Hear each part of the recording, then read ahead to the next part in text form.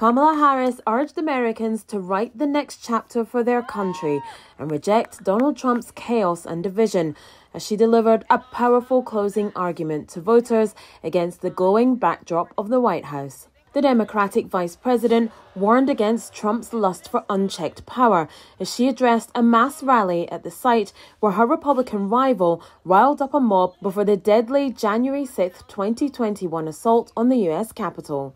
Donald Trump intends to use the United States military against American citizens who simply disagree with him. People he calls, quote, the enemy from within. America, this is not a candidate for president who is thinking about how to make your life better. This is someone who is unstable, obsessed with revenge, consumed with grievance, and out for unchecked power. Harris's campaign claims 75,000 people attended the rally. The number could not be immediately verified, but the crowd was unusually large in an election that has seen heavy enthusiasm on both sides.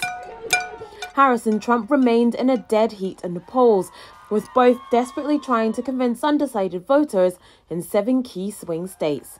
Trump has spent the last 2 days trying to tamp down a firestorm over his weekend rally in New York's famed Madison Square Garden, at which a warm-up comedian jibed that Puerto Rico was a floating island of garbage.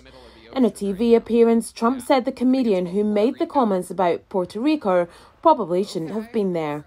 Somebody said there was a comedian that joked about Puerto Rico or something, and I have no idea who he was. Never saw him, never heard of him, and don't want to hear of him. But I have no idea. They put a comedian in, which everybody does. You throw comedians in. You don't vet them and go crazy. It's nobody's fault.